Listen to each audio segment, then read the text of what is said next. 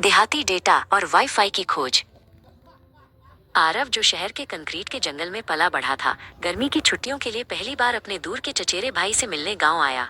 Train से उतरते ही पहली चीज जो उसने महसूस की वो थी इंटरनेट कनेक्शन की भयानक कमी। उसकी शहरी आत्मा सदमे में थी। स्वागत है छोटे शहर के बाबू, उसकी चचेरी बहन दीपिका ने हंसते हुए कहा। तुम्हारा यह फैंसी डब्बा यहाँ काम नहीं करेगा।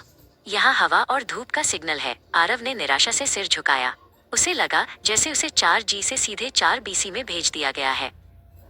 उन्हें घर तक 3 किलोमीटर पैदल चलना पड़ा, क्योंकि ऑटो रिक्शा का विचार केवल एक शहरी भ्रम था। रास्ते में एक विशालकाय भैंस सड़क के बीच में आराम कर रही थी। आरव को पता नहीं था कि गांव के ट्रैफिक नियमों में जानवरों के साथ कैसे निपटा जाता है, और वो उससे रास्ता पूछने की हिम्मत नहीं कर रहा था।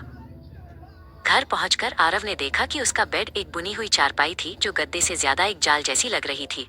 और तुम्हारा चार्जिंग पॉइंट कहाँ है? उसने पूछा। दीपिका ने छत पर लगे इकलौते बल्ब की तरफ इशारा किया और उसे बताया कि उसे पूरा घर रोशन करने वाले उसी पॉइंट से अपना फोन चार्ज करना होगा। पहली रात के 2 बजे उसे एक अजीब सी आवाज ने जगा दिया। ये कोई एम्बुलेंस नहीं थी, न ही देर रात की पार्टी। ये बस एक मुर्गा था जिसने तय किया था कि सुबह 4 घंटे पहले शुरू होनी चाहिए। आरव ने महसूस किया कि गांव में अलार्म घड़ी की जरूरत नहीं होती। अगली सुबह उसे पानी के लिए हैंडपंप इस्तेमाल करने का टास्क मिला। शहर में पानी नल खुलते ही आता था। यहाँ यह एक संपूर्ण बाह कसरत थी जिसे पानी का योग कहा जा सकता था। 15 मिनट बाद उसके हाथ कांप रहे थे। दोपहर के भोजन के लिए दीपिका ने गांव की स्पेशल मिर्च वाली सब्जी परोसी। आरव ने साहस जुटाकर एक कौर लिया।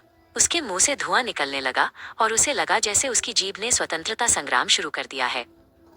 दीपिका ने तुरंत उसे एक कटोरी ताज़ा दही दी। ये गांव है बाबू, उसने कहा। यहाँ चुनौतियां मसालेदार होती हैं, लेकिन उनका समाधान हमेशा ठंडा और प्राकृतिक होता है। आरव ने राहत की सांस ली और सारा दही एक ही बार में पी गया।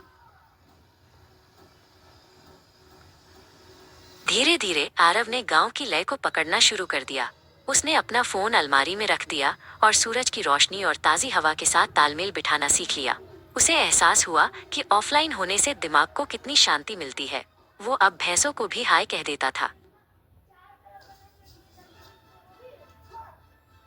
जब छुट्टी खत्म होने वाली थी, आरव को एहसास हुआ कि उसने भले ही वाईफाई सिग्नल खो दिया हो, लेकिन उसने असल जिंदगी के बहुत सारे प्यारे कनेक्शन बना लिए थे।